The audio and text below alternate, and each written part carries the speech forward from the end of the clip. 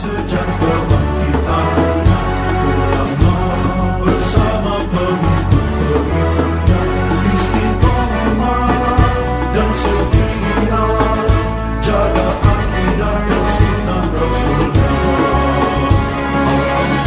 Alhamdulillah segala puji baginya, ulama bersama pengikut-pengikutnya istiqomah dan setia, menjaga agama manusia dan bangsa. Mari kuatkan niat kita, kita bulatkan tekad kita, terus lanjutkan amal kita, mengembangkan hikmah kita. Assalamualaikum warahmatullahi wabarakatuh. Al-Fatihah.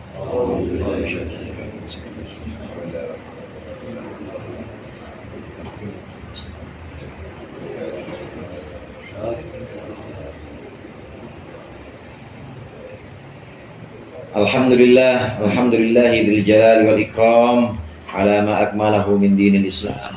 Allahumma salli wa sallim ala nabiyil huda war rahmah al-mab'uthi bil kitabi wal hikmah khatamin nabiyyin wa imamil mursyidin sayyidina Muhammadin wa ala alihi wa sahbihi wa atba'ihi ajma'in, amma ba'd, fa inna ahsanal hadithi kitabullah wa khairul hadi hadi Muhammadin sallallahu alaihi wasallam wa syarrul umuri muhdatsatuha wa kullu muhdatsatin bid'ah wa kullu bid'atin dhalalah.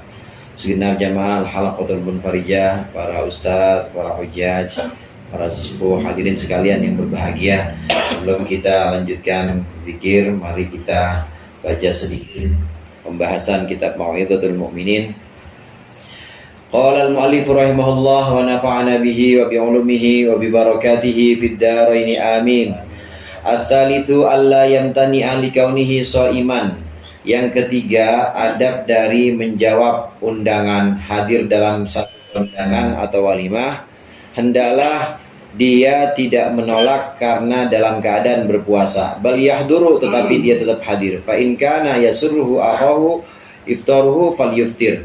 Dan apabila keadaannya itu bisa dia membuat senang, bukanya dia bisa membuat senang saudaranya yang mengundang, falyuftir, maka hendaklah dia buka.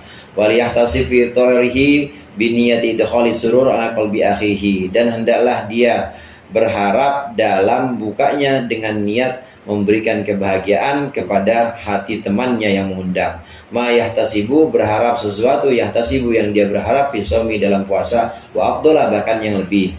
Wa dzalika fi shaumi tatawwu'i, dan itu semua dalam puasa sunnah, bukan puasa wajib. Wa in tahaqqaqa annahu mutakallafun falyata'allal, dan apabila memang jelas nyata-nyata bahwa sungguhnya orang yang diundang itu mutakallafun memaksakan diri, falyata'allal, maka hendaklah dia membuat alasan.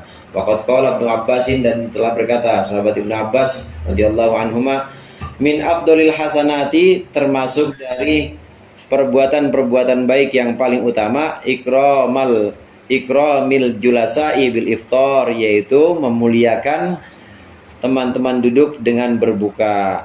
Fal iftaru ibadatun bihadhihi niyah, maka berbuka puasa ini adalah ibadah dengan niat idkhalus surur, niat memberikan kebahagiaan ini.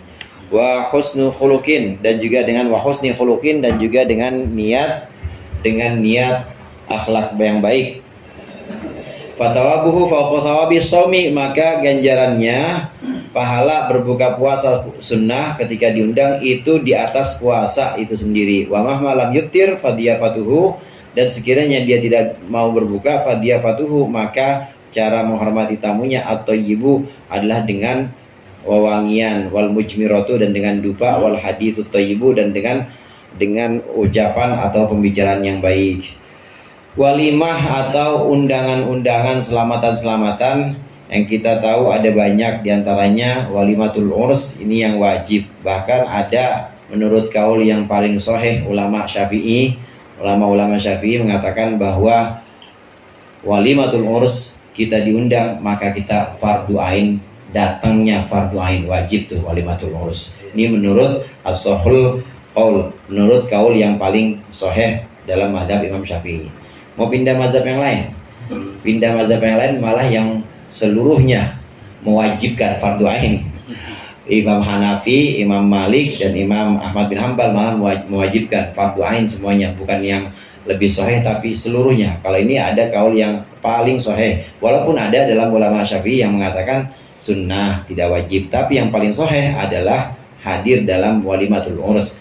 Kalau kita diundang selamatan atau diundang walimah, maka wajiblah hadir. Ada adab-adab yang harus dijaga, diantaranya kemarin jangan bedain antara orang yang undang kita, dia miskin atau dia kaya, jangan dibedakan. Kemudian yang kedua kemarin, jangan juga kita menolak karena jauh banget bang, undangan mah, padahal mah cuma sekali doang naik ojek, ya kalau ojek sampai 150.000 sih jauh juga. Tapi tetap usahakan datang juga, jangan menolak karena jauh. Kemudian yang ketiga ini, jangan menolak undangan walimah lantaran kita dalam keadaan puasa. Jangan, puasanya puasa sunnah. Kalau memang kita tahu orang yang mengundang kita ini senang kalau kita makan makanannya, maka hendaklah kita buka, karena bikin hati senang saudara kita ini adalah idkhalus surur namanya. Ini adalah pahala yang sangat baik, termasuk min afdolil hasanat kata sahabat Ibnu Abbas, termasuk ibadah-ibadah yang paling baik, yaitu bikin senang saudaranya. Kita diundang sama lurah misalnya. Nah lurah kenal sama kita juga ya begitu-gitu aja, hal biasa. Kira-kira nih, kalau kita nggak makan, itu lurah ganggu apa nggak? Kira-kira lurah kecewa apa nggak tuh? Nggak kecewa, ya udah nggak usah batalin. Justru kalau batalin makruh. Lain halnya yang ngundang, misalnya saya diundang, yang ngundang Ustadz Rifai udah bela-belain masak, belanja dari 3 hari sebelumnya, belanja semuanya, keluarnya dikumpulin, dimasakin cuma buat saya, sampai sono saya nggak makan. Nah kecewa nih kayak gini, maka bagusnya buka, diterusin puasa makruh. Justru pahalanya lebih bagus buka puasa, karena puasanya puasa sunnah, sedangkan idkhalus surur itu juga sunnah, sama-sama sunnah, namun keutamannya lebih baik membahagiakan saudaranya atau bikin senang saudaranya, karena memang udah nyiapin.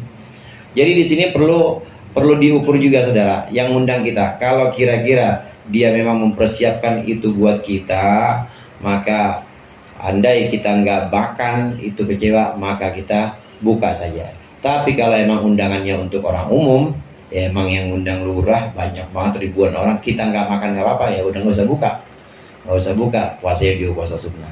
Ini kalau walimahnya ada di bulan selain Ramadan.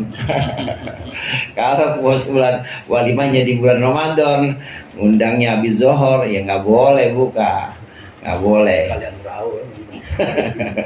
Sekalian terawih buka bersama. Bedanya ibadah puasa di sini, ibadah sunnah dengan wajib. Kalau ibadah wajib itu kan memang yang nyuruh Allah, sedangkan ibadah sunnah itu ya betul hakikatnya yang menyuruh Allah, tapi ada pilihan dari kita. Kita itu nyuruh diri kita sendiri. Kita nyuruh puasa besok Kamis. Kita nyuruh diri kita sendiri bangun antar tahajud, nyuruh, dan itu tidak ada keharusan, karena memang kita yang pegang kendali. Kita boleh melaksanakan atau boleh kita tinggalkan karena sunnah. Beda sama wajib. Kalau wajib memang puasa Ramadan, emang subuh yang nggak bisa dipilih, wajib dilaksanakan dan nggak bisa ditinggalkan.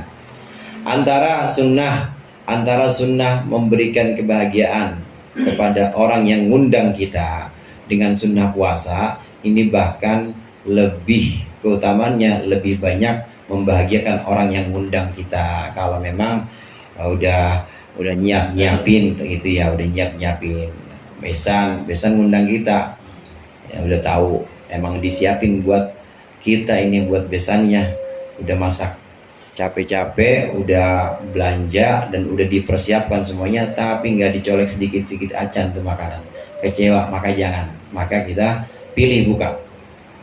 Andai kita tahu bahwa orang ini nggak ada pengaruhnya, kita tetap puasa nggak pengaruh, kita buka juga nggak pengaruh.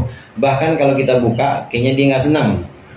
Nggak senang kalau kita buka. Orang orang, ini jatah harusnya buat orang, ngapa dia yang makan juga. Ya udah, kita puasa, tetap puasa, dilanjutkan puasa. Lalu bagaimana caranya? Tetap kita dengan memberikan omongan-omongan atau pembicaraan yang baik, cerita-cerita yang baik. Jadi jangan langsung keluar walk out keluar dari undangan, jangan langsung pergi dari acara, jangan. Pakai pakaian, tetap pakaian yang bagus. Mujmirah itu semacam dupa atau yang wangi-wangi lah. Kemudian juga kita pakai pakaian atau pakai parfum menghadirinya. Andai kita nggak mau buka, tetap penampilannya harus penampilan yang prima. Di kondangan tuh yang namanya kondangan, harus penampilan yang baik-baik. Termasuk keutamaan yang kebaikan yang paling utama itu adalah memuliakan saudara kita dalam satu perjamuan, memuliakan saudara kita dalam satu selamatan apapun itu bentuknya, maka kita makan makanan yang memang disediakan di situ.